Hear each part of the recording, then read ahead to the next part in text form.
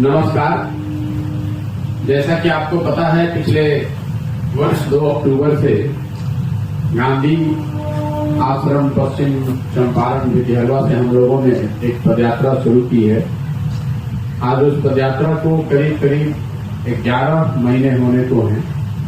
पिछले 11 महीनों में पश्चिम चंपारण से चल के पूर्वी चंपारण, शिवहर, गोपालगंज, सिवान, छपरा, वैशाली होते हुए समस्तीपुर में मैं पिछले कई हफ्तों से चल रहा हूं। अभी आने वाले 7-8 दिन अभी समस्तीपुर में और रहेंगे। 20 तारीख को मैं मुजफ्फरपुर पहुंच जाऊंगा। इस पूरी यात्रा के दौरान जो आंखों से देखा, जो लोगों से बातचीत करके अनुभव हुआ, करीब 3500 से ज्यादा गांवों में अभी तक हम लोग गए हैं। और जैसा कि आप देख रहे हैं, पदयात्रा का जो स्वरूप है, ये ऐसा नहीं है कि कोई लोगों के हुजूम के साथ नेशनल हाईवे पर या राष्ट्रीय राज्य और राजकीय राजमार्ग पर झंडा बैनर के तहत लेकर हम निकल जाएं। पदयात्रा का स्वरूप ये है कि सिर्फ पैदल चलना ही नहीं है, गांव में रहना है। तो पिछले 11 महीनों से हम लोग इसी तरीके के कैंप की सेटिंग में रहते हैं, लोगों से मिलते हैं, लोगों की समस्याओं को जानने समझने का प्रयास करते हैं। साथ ही मेरे साथ जो सैकड़ों लोग काम कर रहे हैं, ये भी एक प्रयास है कि इन स्थानीय समस्याओं का रास्ता निकाला जाए, हल निकाला जाए। हर पंचायत में कैसे बिहार में विकास हो सकता है, उसकी एक योजना बनाई जाए 10 वर्ष की। अभी तक का जो अनुभव रहा, उसके हिसाब से बिहार में गरीबी तो है ही, बेरोजगारी और पलायन ये लोगों के नजर में सबसे बड़ी समस्या है। अब आप ये कह सकते हैं कि भाई इसके लिए पदयात्रा करने की क्या जरूरत है। ये तो आप सबको, पत्रकारों को या अदरवाइज भी लोगों को मालूम है कि बिहार में बेरोजगारी और पलायन बहुत बड़ी समस्या है। लेकिन पदयात्रा के दौरान जो हम लोगों ने देखा, उससे इस समस्या के गंभीरता का, उसके विकरालता का अनुभव हुआ। साथ ही उसके सामाजिक आर्थिक जो पहलू हैं, वो भी देखने को मिला। गांवों में ज्यादातर जगह 40 से 50% जो युवा है, चाहे वो किसी वर्ग का हो, वो गांव में रह ही नहीं रहा है। या तो पढ़ाई के लिए या रोजी रोजगार मजदूरी के लिए गांव छोड़कर वो चला गया। गांव में जब हम लोग जाते हैं तो ज्यादातर जगहों पर महिलाएं, बच्चे और बूढ़े ही मिलते हैं। जिन प्रखंडों में, जिन गांवों में बाढ़ की समस्या है, वहां पर पलायन का स्तर तो 60-70% है। और एक जो और सोच लोगों की है कि गरीब आदमी बिहार से पलायन करता है, ये भी गलत है। सिर्फ गरीब आदमी पलायन नहीं कर रहा है। जो मध्यम वर्गीय परिवार के लोग हैं, जो अच्छे आर्थिक रूप से सुदृढ़ परिवार के लोग हैं, उनके बच्चों को भी पलायन नहीं करना है। ये अलग बात है कि गरीब आदमी मजदूरी के लिए पलायन कर रहा है और जो समृद्ध परिवार के लोग हैं वो पढ़ाई और नौकरी के लिए पलायन कर रहे हैं। इसका जो सामाजिक पहलू है कि बिहार में इस बेरोजगारी और पलायन की वजह से पारिवारिक ताना बाना टूटता हुआ दिख रहा है। इसका मतलब ये है कि जब हम लोग गांव में जाते हैं, शायद ही कोई ऐसा परिवार मिलता है जहां पर माँ बाप, पति पत्नी, बाल बच्चे साथ में रह रहे हैं। ज्यादातर गांव में ये तीनों पीढ़ी के लोग साथ में नहीं रह रहे हैं। इसी तरीके से बेरोजगारी जो है, वो सिर्फ गरीबों की समस्या नहीं है। जो बड़े मध्यम वर्गीय और बड़े किसान हैं, जो यहाँ व्यवसायी हैं, उनकी भी चिंता है कि उनके बाल बच्चों को नौकरी मिले। क्योंकि जो खेती किसानी का यहाँ जरिया है या जो रोजगार है, व्यापार है, वो इतना बेहतर नहीं है कि लोग अपने बच्चों का भविष्य उसमें देख सकें। तो गरीब, पलायन और बेरोजगारी ये सिर्फ गरीबों की समस्या नहीं, ये ऐसी समस्या है जिससे समाज का कोई वर्ग अछूता नहीं है। दूसरा एक जो समस्या बेरोजगारी से जुड़ा हुआ है, बिहार में उद्योग धंधे के नाम पर पिछले 8-9 जिलों में जहां पर भी मैं गया, कोई आपको इंडस्ट्री है ही नहीं। बिहार में 2 ही उद्योग चल रहा है, एक शराब का उद्योग और एक बालू का उद्योग। जिन लोगों को भी कुछ रोजगार मिला हुआ है, सही या गलत, वो शराब के अवैध कारोबार में या बालू के अवैध कारोबार में ही आपको दिखता है। अगर रोड पर 50 ट्रक चलता हुआ दिखेगा तो आधे से ज्यादा ट्रक ये बालू और शराब से जुड़े हुए काम में लगे हुए हैं। तो बिहार में मेरी समझ से 2 उद्योग पनप रहे हैं, फल फूल रहे हैं, वो है शराब का धंधा और बालू का धंधा। बाकी यहाँ पर जो भी फैक्ट्री थी, जो भी उद्योग धंधे थे, करीब करीब सब वो बंद हो गया। दूसरी जो सबसे बड़ी समस्या लोगों ने दिखाया, जो समझ में आया, वो है किसानों की। कृषि प्रधान राज्य है, समाज का एक बड़ा वर्ग कृषि पर आधारित है। किसानों की जो सबसे बड़ी समस्या है, गांव देहात में चलते हुए लोग बता रहे हैं कि बिहार में भी पहले 10 वर्ष पहले जो किसान थे, मध्यम वर्गीय किसान भी थे, छोटे किसान भी, वो खेती करके, मेहनत करके, अपना पेट काट के, सतुआ खा के 5 साल 8 साल में खेती करने के बाद ऐसी आशा अपेक्षा उनकी होती थी कि 1-2 कट्ठा, 5 कट्ठा, 10 कट्ठा जमीन वो खरीदेंगे।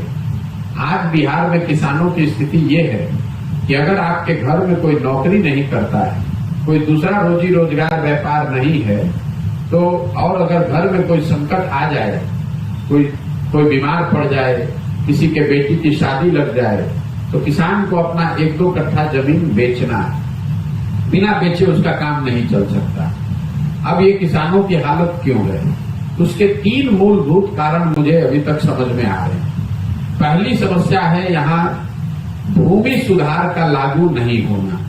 भूमि सुधार के लागू नहीं होने की वजह से यहाँ पर जमीन के मालिकाना हक को लेकर बहुत बड़ी परेशानी लोगों को है। अगर आप सरकारी आंकड़ों को देखेंगे तो आपको पता चलेगा कि बिहार में 60% लोगों के पास, मतलब 100 में 60 आदमी के पास जमीन है ही नहीं। देश के स्तर पर ये आंकड़ा है 38%, मतलब देश में 100 में 38 आदमी के पास जमीन नहीं है, लेकिन बिहार में 100 में 60 लोगों के पास जमीन नहीं है। तो भूमिहीनों की सबसे बड़ी संख्या देश में आज बिहार में है। लेकिन उससे बड़ी समस्या जो भूमि को लेकर है कि जो 40 लोग के पास जमीन है जो खेती कर रहे हैं, उसमें 35 आदमी ऐसा है, लैंड होल्डिंग का पैटर्न अगर आप देखिएगा तो 40 में 35 आदमी ऐसा है जो 2 बीघे से कम का मालिक है। तो जो बिहार में खेती होती है वो कमाने वाली खेती नहीं है, ये खाने वाली खेती है, जिसको अंग्रेजी में हम लोग कहते हैं सबसिस्टेंस फार्मिंग। आप खेत में वही उपजा पाते हैं कि आपका और आपके बाल बच्चों का पेट भर जाए। सरकारी आंकड़ा ये बता रहा है कि बिहार में खेती करने वाले जो लोग हैं उसमें 3 से 4% लोग ही खेती करके कमाई कर पा रहे हैं। बाकी लोग या तो खेत में मजदूर हैं या खेती करके अपने बाल बच्चों का पेट भर रहे हैं। दूसरी बड़ी जो किसानों की यहाँ समस्या है वो जल प्रबंधन को लेकर है। बिहार बाढ़ प्रभावित राज्य है, ये सब लोग जानते हैं। करीब करीब आधी कृषि योग्य जमीन जो है वो बाढ़ से प्रभावित है। ये समस्या तो लोग जानते हैं, बात करते हैं, आप लोग लिखते भी हैं। जो दूसरी बड़ी समस्या हमने देखी कि जो जमीन बाढ़ से प्रभावित नहीं है वहां पर या तो जल सिंचाई की सुविधा नहीं है, वो सूखे से प्रभावित है। अगर आप सूखे से बच गए तो जल जमाव से फंसे, और आप दोनों से बच गए तो नदियों के कटाव का जो मामला है। तो कुल मिला जुलाकर ये जो जल प्रबंधन, जल संसाधन डिपार्टमेंट है, जल का कुप्रबंधन है। रोड पर हम लोग पंचायतों में चल रहे हैं तो अक्सर ये देखने को मिलता है कि रोड के एक साइड लोग बताते हैं कि भैया यहाँ बाढ़ आया हुआ है, और उसी रोड के दूसरे साइड लोग बता रहे हैं कि सूखे से फसल बर्बाद हो गई। सिवान से जब मैं चला हूं, गोपालगंज के बाद से सिवान, छपरा, वैशाली, समस्तीपुर में जल जमाव की वजह से मुझे लगता है कि 10,000 से ज्यादा एकड़ जमीन बर्बाद हो रही है। आपके समस्तीपुर में भी शायद ही कोई ऐसा प्रखंड अभी तक हमको मिला है जहां किसानों ने जल जमाव की समस्या की बात नहीं की है। हर पंचायत में, हर प्रखंड में 2-4-5 हजार एकड़ जमीन ऐसा है जिससे पानी निकासी की व्यवस्था नहीं है। इन दोनों के बाद किसानों की जो सबसे बड़ी समस्या है, इन सारी परेशानियों के बाद किसान जो फसल उपजाता है बिहार में, उसको उसकी कीमत नहीं मिलती है। एक सरकारी सर्वेक्षण है, ये भी आप इसको याद रखिए, जो बताता है कि बिहार में जो किसान फसल उपजाता है उसको अगर उसकी सही कीमत मिल जाए तो हर साल बिहार के किसानों को 20 से 25 हजार करोड़ रुपया अलग से मिलने लगेगा। इसका मतलब ये है कि लोग इतना नुकसान सह रहे हैं इतने कम दाम पर अपना अनाज बेचकर। उदाहरण के तौर पर मैं आपको बताऊं, जब हमने पदयात्रा शुरू की तो धान का कटनी हो रहा था। धान का सरकारी मूल्य है 2030 रुपया, जबकि बिहार में ज्यादातर लोगों ने धान बेचा 1300, 1400, 1500 रुपया में। और ऐसा नहीं है कि ये इस साल हुआ है, पिछले 10 साल का मैंने आंकड़ा निकलवाया तो आपको जानकर आश्चर्य होगा कि पूरे बिहार में पिछले 10 वर्ष में सिर्फ 13% धान और 1% गेहूं ही सरकारी समर्थन मूल्य पर खरीदा गया है। हम लोग बात करते हैं कि पंजाब में किसान कितना समृद्ध है। किसान पंजाब में समृद्ध इसलिए है कि पिछले इन्हीं 10 सालों में 70% धान और 75% गेहूं सरकार ने समर्थन मूल्य पर खरीदा है। तो आप जरा अंदाजा लगाइए कि अगर आपने 2000 का धान 1300 में बेचा है तो आपका कितना बड़ा नुकसान हो रहा है। इन 3 समस्याओं की वजह से बिहार का जो किसान है वो खाने और पेट भरने से आगे किसानी के जरिए कुछ नहीं कर पा रहा है। इसके अलावा जो किसान तत्कालिक समस्या बताते हैं, खाद और बीज की कालाबाजारी, खासकर यूरिया को लेकर जो यहाँ परेशानी है, यूरिया की जो किल्लत है, 277 रुपया का यूरिया लोग 300-350 से लेकर 1200 रुपए तक खरीद रहे हैं। जो क्षेत्र नेपाल से जितने करीब हैं वहां पर यूरिया की कीमत उतनी ही ज्यादा है। क्यों इसकी यूरिया की किल्लत क्यों है? 2 वजह जो समझ में आ रही है कि एक तो केंद्र सरकार से यूरिया कम आ रहा है, दूसरा जो यूरिया आ रहा है वो बड़े पैमाने पर नेपाल तस्करी के माध्यम से जा रहा है। नेपाल में भारत के इसी यूरिया की कीमत 1400 रुपए प्रति बैग है। तो स्वाभाविक तौर पर अगर 1400 रुपया में नेपाल पर बिक रहा है तो यहाँ पर 277 का यूरिया जो बेच रहा है उसको तो नुकसान है। इसके साथ साथ जो अवैध शराब बनाने वाले लोग हैं वो भी यूरिया का बड़े पैमाने पर इस्तेमाल कर रहे हैं। यही वजह है कि आपको गांव देहात पंचायत प्रखंड में यूरिया की बड़ी किल्लत दिख रही है। बेरोजगारी, पलायन और किसानों के बाद जो तीसरी बड़ी सर्वव्यापी समस्या दिखी लोगों की नजर में वो है बिहार में शिक्षा व्यवस्था का पूरी तरीके से ध्वस्त हो जाना। बिहार में शिक्षा व्यवस्था बहुत अच्छी कभी नहीं थी। हम लोग भी यही बिहार के सरकारी स्कूल से पढ़े हैं, लेकिन जिले के स्तर पर, प्रखंड के स्तर पर 1-2 विद्यालय ऐसा जरूर था जहां पर लोग समझते थे कि पढ़ाई करके जीवन आगे सुधर सकता है। जिलों के स्तर पर 1-2 ऐसा, जिले में 9 भी हो तो कमिश्नरी में 1-2 ऐसा कॉलेज था। लंगट सिंह कॉलेज है, सीएम साइंस कॉलेज है, पटना साइंस कॉलेज है, पटना कॉलेज है, जहां पर लोग समझते थे कि अगर हम चले जाएं, पढ़ाई हो जाए तो हमारा जीवन सुधर सकेगा। हम लोग भी इसी रास्ते से आगे बढ़े। लेकिन आज की जो परिस्थिति है, अब कोई भी विद्यालय, कॉलेज यहां नहीं बचा है जहां सही मायनों में पढ़ाई हो रही है। समाज के नजर से स्कूल की, विद्यालय की जो छवि है वो खिचड़ी बांटने का सेंटर है। और कई लोगों को ऐसा लगता है कि शिक्षकों की गुणवत्ता की वजह से बिहार में ये परेशानी है। मैं आपको ये बताना चाहता हूं बहुत विश्वास से कि शिक्षकों की गुणवत्ता का न होना शिक्षा व्यवस्था के ध्वस्त होने के पीछे एक छोटा सा पहलू, महत्वपूर्ण है लेकिन छोटा पहलू है। क्योंकि अगर मान लीजिए कि शिक्षकों की गुणवत्ता की वजह से स्कूल में पढ़ाई नहीं हो रही है, कॉलेज में तो शिक्षा मित्र नहीं है, नियोजित शिक्षक नहीं है, वहां पर पढ़ाई क्यों नहीं हो रही है? पढ़ाई का ध्वस्त होना जो है ये दिखाता है सरकार की पढ़ाई को लेकर उदासीनता। पूरा जो शिक्षा व्यवस्था है वो नियोजित शिक्षकों और उत्क्रमित विद्यालयों के कंधों पर है। किसी ने समतामूलक शिक्षा नीति बनाने के चक्कर में किसी ने इस बात की चिंता नहीं की कि जहां पर स्कूल बनाए जा रहे हैं वहां पर शिक्षक है कि नहीं, जहां शिक्षक है वहां स्कूल है कि नहीं। नतीजा ये हुआ है कि जहां विद्यालय है वहां शिक्षक नहीं है, जहां शिक्षक है वहां विद्यालय नहीं है, जहां दोनों है वहां बच्चे ही नहीं है। और कॉलेज में जहां तीनों है, बिल्डिंग भी है, टीचर भी है, हजारों की संख्या में छात्रों ने नामांकन करा रखा है, वहां तीनों है लेकिन पढ़ाई ही नहीं है।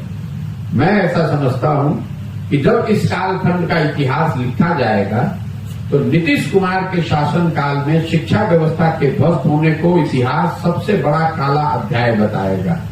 ऐसा इसलिए, मान लीजिए कि यहाँ सड़क खराब है, नहर में पानी नहीं है, कल होके एक अच्छी सरकार आ जाए तो सड़क बन सकती है, नहर में पानी आ सकता है।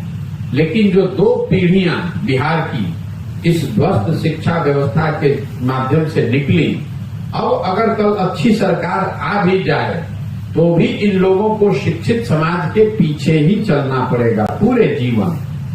इन 3 बड़ी समस्याओं के बाद 4 केंद्र की जो योजनाएं हैं, जो केंद्र सरकार की जो 4 सबसे बड़ी योजना है, मैं उस पर टीका टिप्पणी करना चाहता हूं। केंद्र सरकार की सबसे बड़ी योजना है प्रधानमंत्री गरीब कल्याण योजना। तो मैं आपको 3500 गांव में चलने के बाद ये बता सकता हूं कि बिहार में किसी भी लाभार्थी को 5 किलो अनाज नहीं मिल रहा है, उनको हर महीने 3.5 से 4 किलो अनाज मिल रहा है। ऐसा इसलिए हो रहा है कि प्रखंड और जिले के स्तर पर हर महीने गरीबों के नाम पर आने वाले अनाज से प्रति क्विंटल 35 से 40 रुपए की दर से लोग घूस ले रहे हैं। भ्रष्टाचार की भेंट चढ़ रहा है और इसमें वहां के स्थानीय विधायक भी ज्यादातर जगहों पर शामिल हैं।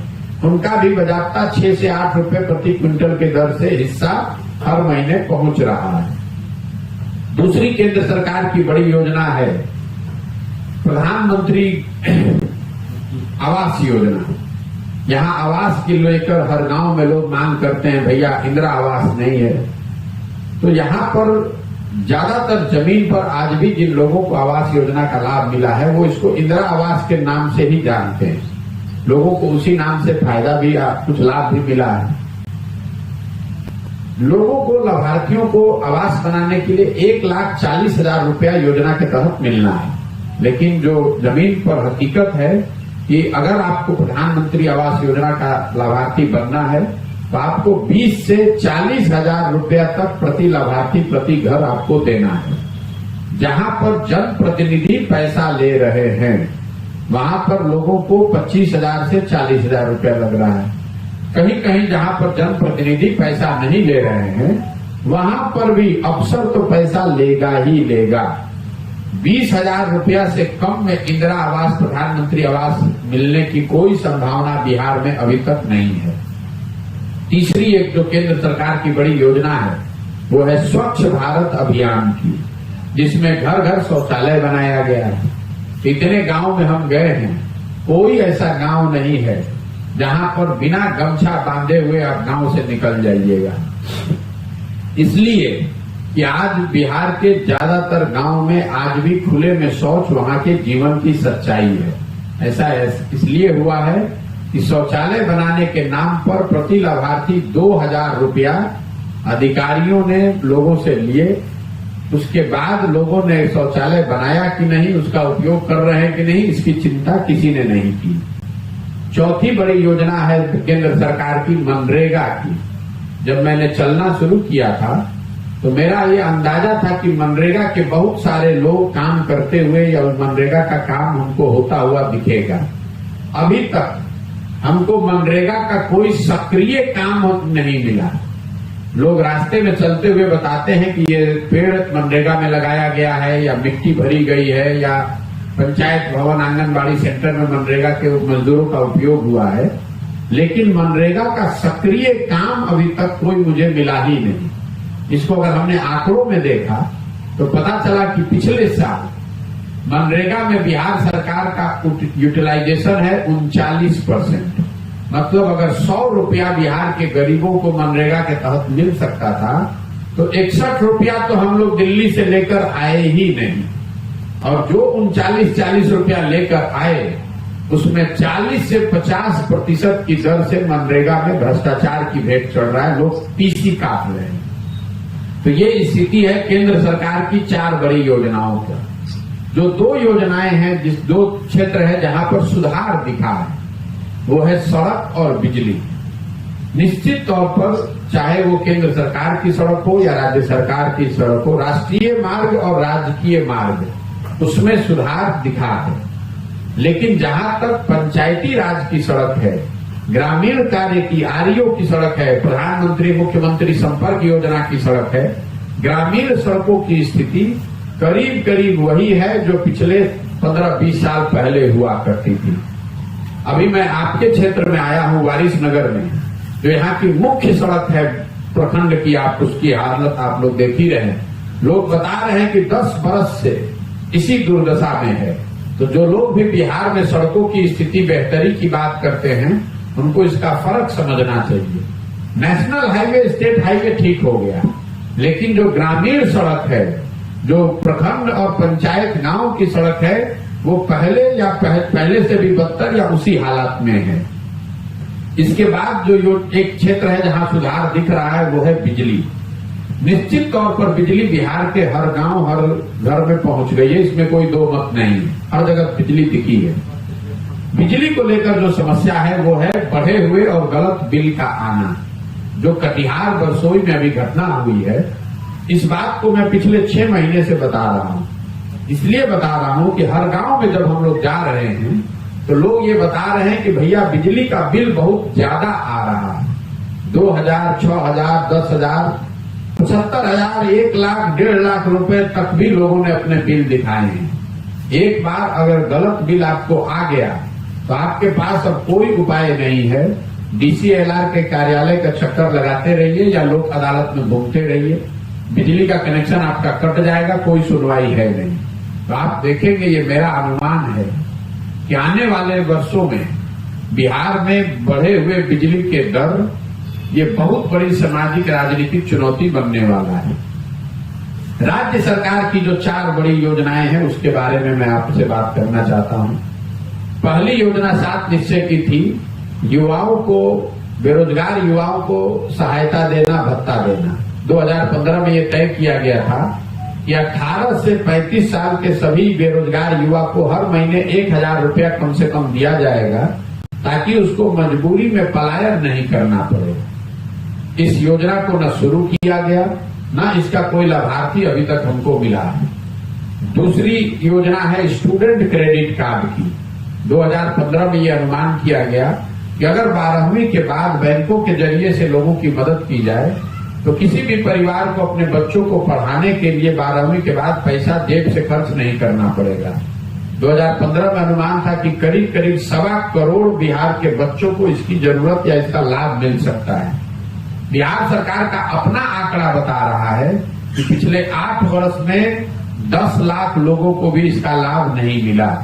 इस योजना को भी धीरे धीरे लोगों ने ठंडे बस्ते में डाल दिया है।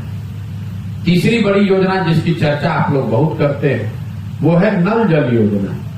7 निश्चय में ये योजना बनाई गई थी कि बिहार के हर घर में नल से पानी पहुंचे, और उस समय का अनुमान था कि इस 5 वर्ष में इस काम को किया जाएगा और इस पर 25,000 करोड़ रुपया खर्च किया जाएगा। सरकार का दावा है कि 2/3 नल जल योजना चल रही है। मेरा अपना विश्वास है 3500 गांव में जाने के बाद कि 2/3 से ज्यादा नल जल योजना नहीं चल रही है। या तो योजना ठीक से बनी नहीं, या बनने के बाद कुछ दिन चलने के बाद बंद हो गई रख रखाव के अभाव में। और एक तो तीसरी बड़ी समस्या आ गई है, वो है जिस जमीन पर नल जल योजना बनी है उसके मालिकाना हक को लेकर। ये योजना बनाते समय वार्ड सदस्यों को जिम्मेवारी दी गई थी कि किस जमीन पर ये योजना बनेगी। ज्यादातर वार्ड सदस्यों ने या तो अपने ही जमीन पर इसको बनवा लिया या अपने दोस्त मित्र राजनाता रिश्तेदार की जमीन पर बनवाया। उनको ये समझ थी कि जब योजना ये बन जाएगी तो 6,000-8,000 रुपया उनको हर महीने जमीन का रेंट के तौर पर, किराए के तौर पर मिलेगा। अब हुआ ये कि ज्यादातर वार्ड सदस्य चुनाव हार गए। हारने के बाद अब उनको समझ में नहीं आ रहा है कि इसका करें क्या। जो नए वार्ड सदस्य आए हैं उनको उसका मालिकाना हक मिल नहीं रहा है। कई जगह पर तो हम ये देख रहे हैं कि जिनके जमीन पर नल जल योजना बनी हुई है वो बजाता पानी का व्यापार कर रहे हैं, कारोबार कर रहे हैं। आपके घर में शादी उदी का जरूरत है तो पंप चलाकर पानी टैंकर में भरते हैं, उसके बदले में आपसे पैसा लेते हैं। इसके अलावा जो योजना जो सबसे बड़ी योजना थी, जिसको आप लोग शायद ध्यान में नहीं रखते हैं, 7 निश्चय में 2015 में यह अनुमान किया गया था कि बिहार के सभी घरों के नालियों का अगर पक्कीकरण करना हो, जल जमाव की समस्या से लोगों को निजात दिलाना हो, तो करीब करीब 80,000 करोड़ रुपया खर्च करना पड़ेगा। हर घर के नाली को पक्की नाली बनाकर उसको एक बड़े नाले से जोड़ा जाएगा और बड़े नाले से के पानी को लाकर बाहर गांव से निकाला जाएगा। इस योजना के तहत अभी तक जो मैंने देखा है, किसी के घर के नाली का पक्कीकरण नहीं किया गया है। ये जरूर है कि गांव में सड़कों के किनारे बड़े कुछ नाले बनाए गए हैं बेतरतीब तरीके से। उन नालों को ना घरों के नालियों से जोड़ा गया, ना उन नालों से पानी को निकालकर निस्तारण की व्यवस्था की गई। तो पैसा तो निकाला गया, काम हुआ, लेकिन ये ज्यादातर नाले आज बड़े कूड़ेदान के तौर पर वहां पर हैं, इनसे पानी का निष्कासन निस्तारण नहीं हो रहा है। बिहार सरकार के बारे में जो लोग अभी चलते हुए हमको बता रहे हैं, 3 जो सबसे ज्यादा सुने जाने वाले शब्द हैं, वो पहला शब्द है अफसरशाही से परेशान जनता। आप पत्रकार हैं, जनप्रतिनिधि हैं, गरीब हैं, अमीर हैं, समाज का हर वर्ग बिहार के अफसरशाही से परेशान है। लोगों के शब्दों में अगर कहूं तो लोग, बिहार की जनता ने पहले अपराधियों का जंगल राज देखा है। आज जो राज चल रहा है, इसको लोग अब अधिकारियों का जंगल राज मानते हैं। अधिकारियों की मनमानी है, जो वो चाहेंगे वही होगा। चाहे आप मुखिया है, जिला पार्षद है, विधायक हैं, कोई किसी की सुनने वाला नहीं है। दूसरा जो सबसे ज्यादा सुने जाने वाला शब्द है, वो है भ्रष्टाचार। सरकार के किसी भी विभाग में बिना पैसा दिए हुए आप काम करा नहीं सकते हैं, चाहे आपकी कुवत कितनी भी हो।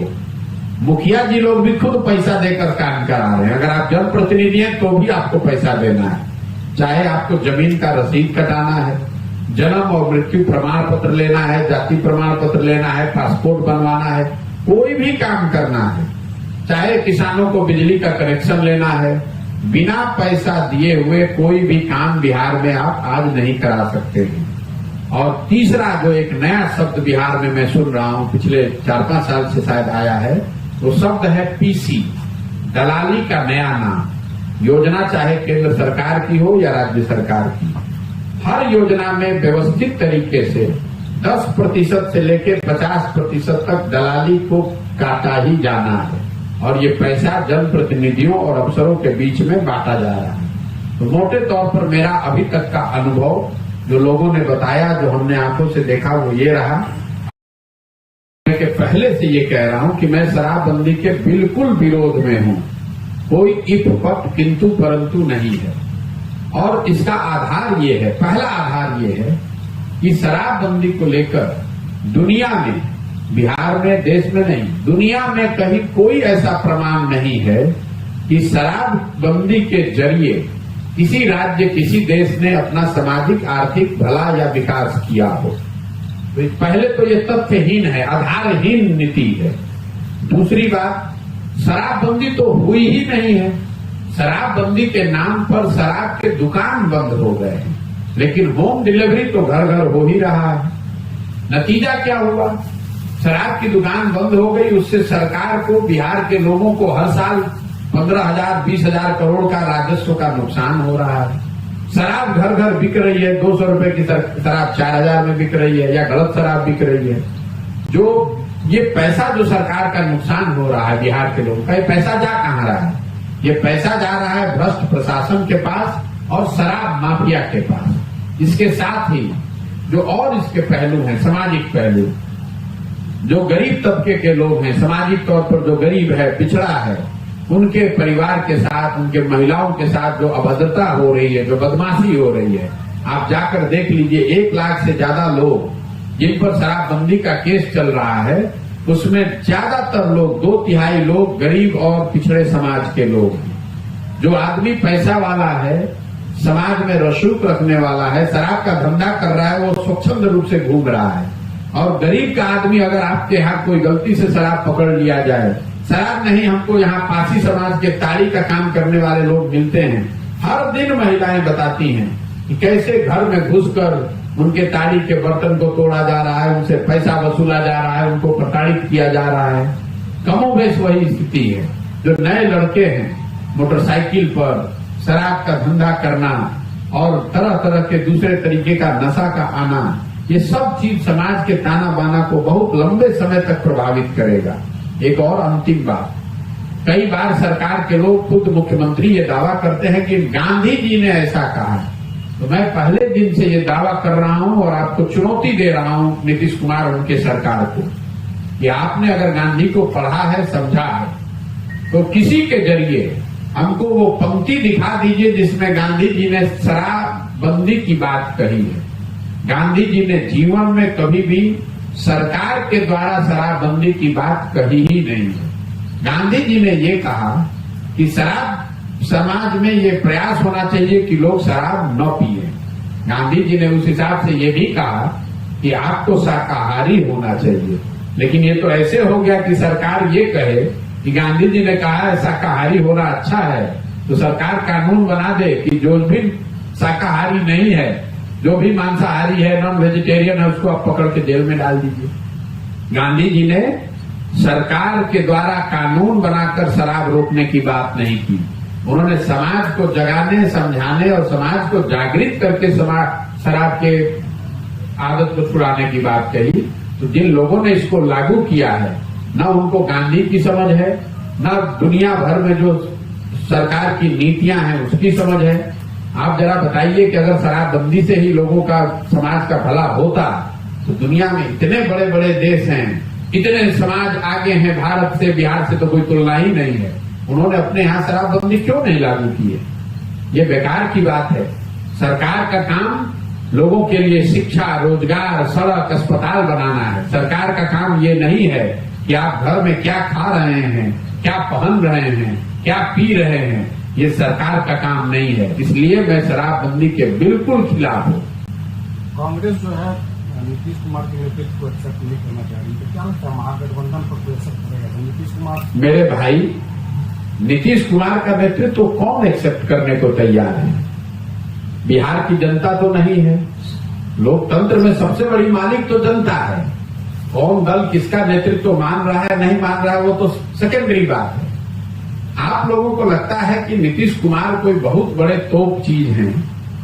अरे मेरे भाई, अगर आप उनके पार्टी का भी परफॉर्मेंस देखेंगे तो यही नीतीश कुमार हैं जिनके दल को इसी बिहार की जनता ने 2010 में 117 एमएलए जिताया था। क्योंकि 2005 से 2009-10 के दौर में एक छवि बनी थी कि नीतीश कुमार ने बिहार को सुधारने के लिए कुछ काम किया है। हमको, आपको लगता है कि काम का कोई वैल्यू नहीं है। वही नीतीश कुमार दूसरे टर्म के बाद जब चुनाव लड़े 2015 में, तो उनके पार्टी को 72 सीट आया, क्योंकि उनकी सुशासन की छवि धीरे धीरे कमजोर हुई। लोगों को दिखा कि भैया ये सरकार वैसी नहीं चला रहे हैं जैसे लोगों की अपेक्षा है। और फिर उसी नीतीश कुमार को 2020 में बिहार की जनता ने 42 एमएलए पे उतार दिया। तो 117 से आधा तो खो ही गए। तो जब बिहार की जनता ही आपको नेता नहीं मान रही है, 243 के विधानसभा में अगर आपके 42 विधायक है, तो आप बिहार के नेता कैसे हो गए? देवगौड़ा जी एक बार इंद्र कुमार गुजराल जी देश के प्रधानमंत्री बन गए थे, तो उनको क्या पूरे देश ने अपना नेता मान लिया? मुख्यमंत्री होना, मंत्री होना, प्रधानमंत्री होना ये अलग बात है, और समाज का नेता होना वो दूसरी बात है। तो नीतीश कुमार को जब बिहार की जनता ही नहीं मान रही है नेता, तो दूसरे लोग क्यों मानेंगे? राहुल गांधी का जो फैसला आया उसके बाद लालू यादव से मिले, तेजस्वी भी राहुल गांधी से मिले हैं, तो अलग महागठबंधन से अलग नीतीश कुमार को साइड करके मिलना, इसको क्या? भाई, आप इस पर बहुत ज्यादा दिमाग लगा रहे हैं। इन चीजों का कोई बहुत महत्व नहीं है। कौन किससे मिलता है, कौन बैठ के चाय पीता है, कौन बैठ के प्रेस वार्ता करता है। भाई, पूरा विपक्ष करीब 26 पार्टियां यहाँ बिहार में बैठी, फिर बेंगलोर में बैठी। मैं शुरू से कह रहा हूं कि सिर्फ दलों के और नेताओं के मिलने से आप सशक्त विपक्ष या ऑल्टरनेटिव नहीं हो सकते। जब तक आपके पास कार्यक्रम नहीं हो, कोई नीति नहीं है, कार्यक्रम नहीं है, जमीन पर कार्यकर्ता नहीं है, और लोगों में आपके प्रति प्रेम नहीं है, विश्वास नहीं है, तब तक आप चाहे जितना नेता बैठ जाइए, उससे क्या होता है।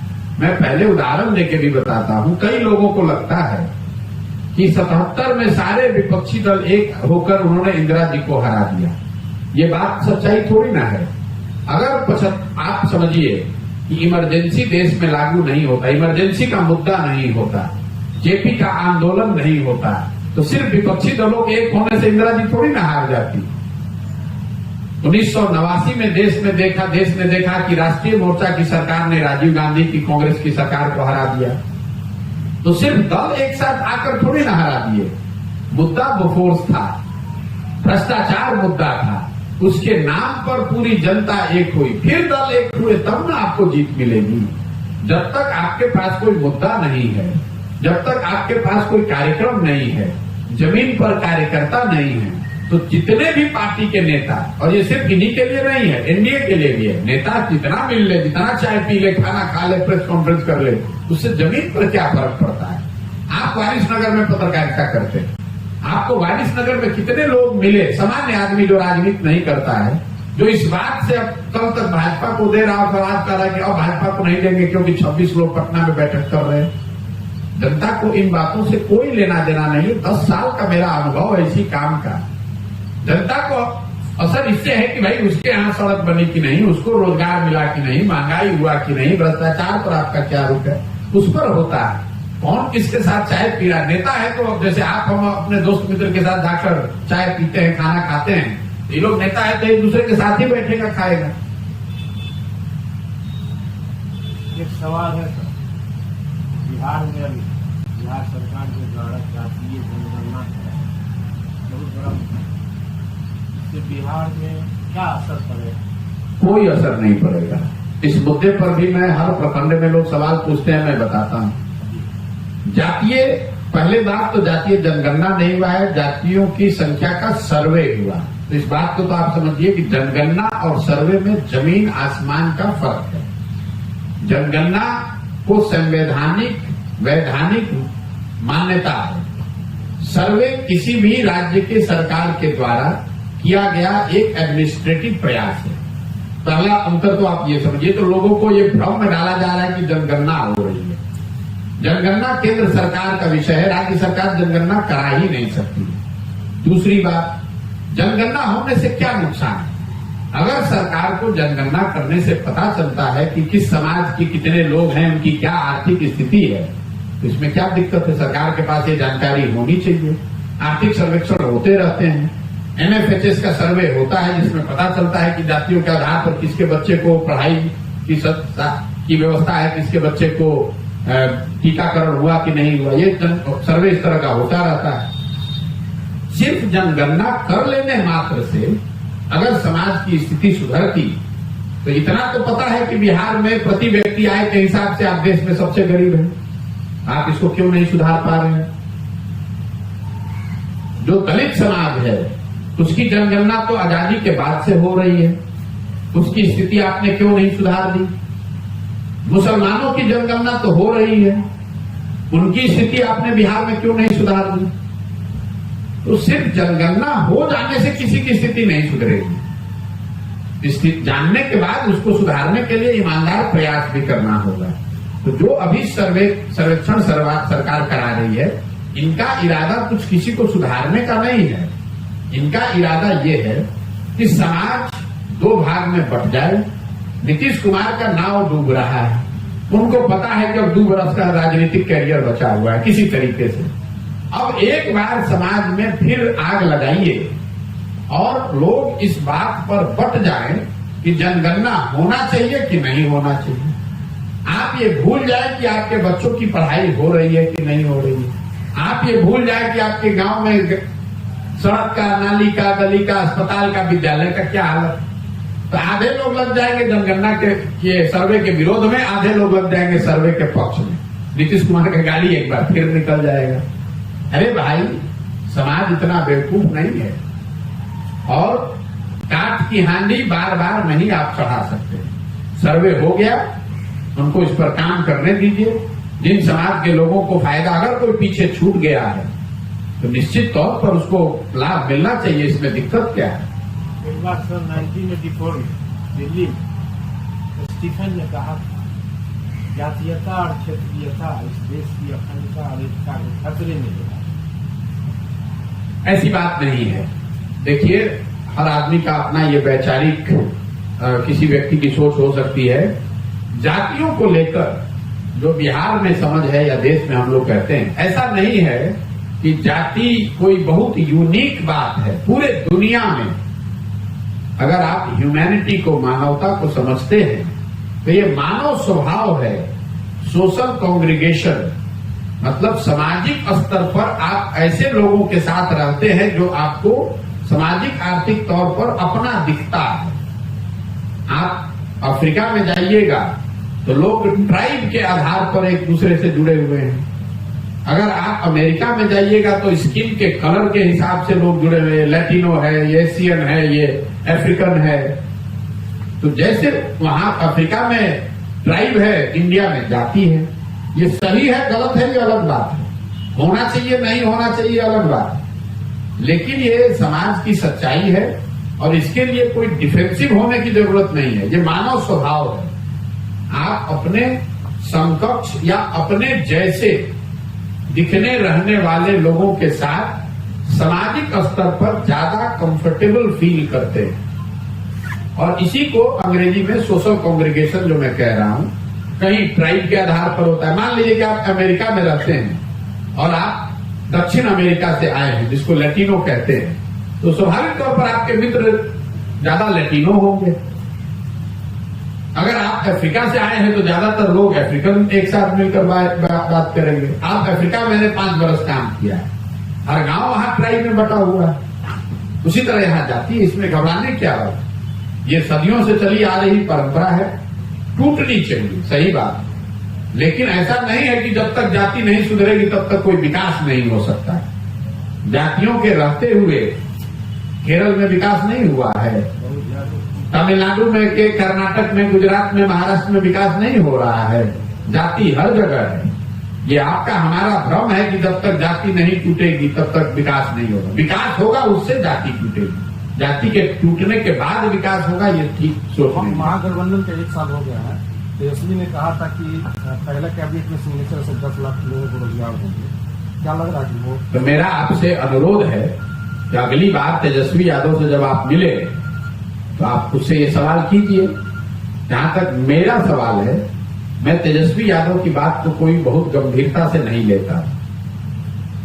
जिस आदमी की अपनी कोई योग्यता नहीं है, अपनी पहचान नहीं है, तो कुछ भी कह सकता है। जिसके माँ बाप के राज्य में, जिनके पार्टी के राज्य में पूरा बिहार रसातल में चला गया, वो आदमी आकर दावा कर रहा है कि हम आएंगे तो 10 लाख नौकरी दे देंगे। तो ये तो हंसने वाली बात है।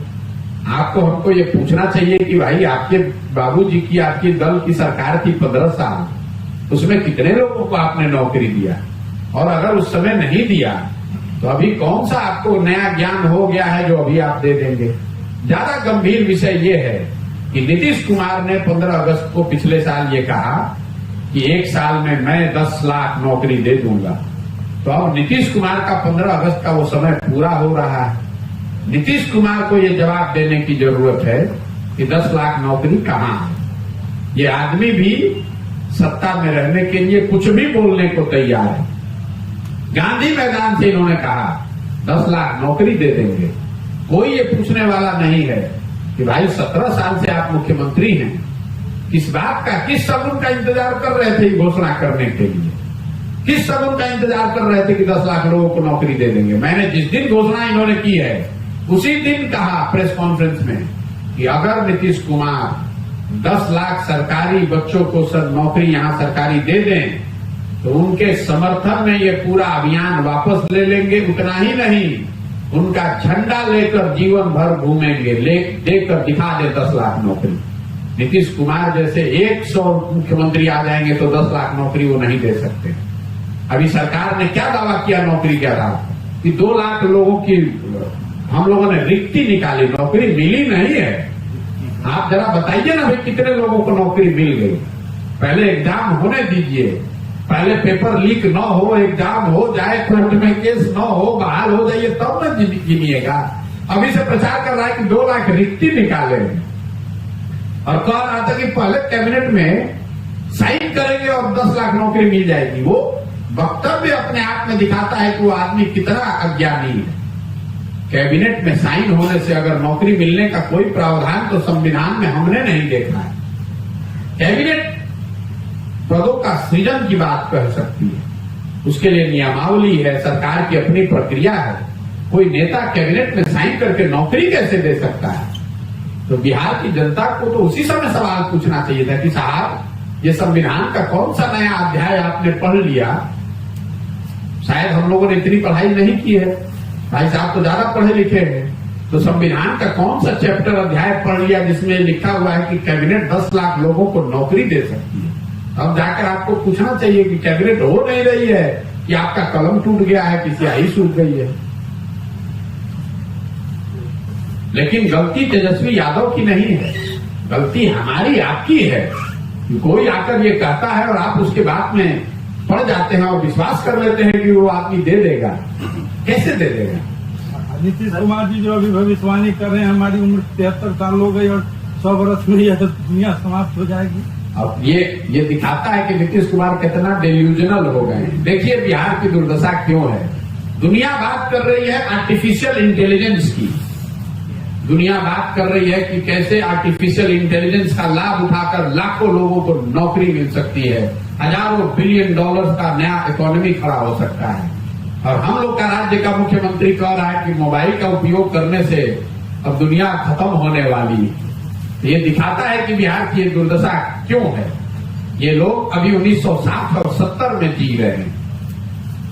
कुर्ता पैजामा धोती कुर्ता पहनकर निकल गए, उनको पता ही नहीं। मैं एक उदाहरण लेके हंसता हूं कि सेमी कंडक्टर का एक फैक्ट्री बिहार देश में लग रहा है, लगाने का प्रयास हो रहा है।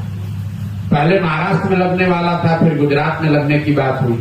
महाराष्ट्र में बड़ा हंगामा हुआ कि भाई केंद्र सरकार के दबाव में ये सेमी कंडक्टर का फैक्ट्री महाराष्ट्र से हटाकर गुजरात में किया जा रहा है। एक सेमी कंडक्टर के फैक्ट्री बनाने का जो खर्चा है वो है $20 बिलियन, मतलब 1,40,000 करोड़। तो लोगों से मैं के जरिए लोगों से मैं पूछा, भैया बिहार में ये क्यों नहीं हम लोग ऐसा सोचते? तो मैंने कहा पत्रकारों को कि आप बिहार के पूरे कैबिनेट को बुला लीजिए, नीतीश कुमार को इंक्लूड कर लीजिए उसमें, जो अपने इंजीनियर हैं। अगर वो ये बता दे कि सेमी कंडक्टर होता क्या है तो हम उनका जूता अपने सर पर लेकर चलने को तैयार हैं। जब आपको पता ही नहीं है कि सेमी कंडक्टर होता क्या है तो आप उसके फैक्ट्री की बात कभी सोचिएगा भी कैसे? हम ये नहीं कह रहे हैं कि बिहार में लग सकता है, बहुत बड़ी चीज है। जब भारत में नहीं है, भारत सरकार इतना प्रयास कर रही है कि सेमी कंडक्टर की फैक्ट्री लगे, वो अभी उनको सफलता नहीं मिली है, तो ऐसा नहीं कि कल बिहार में लग जाएगा।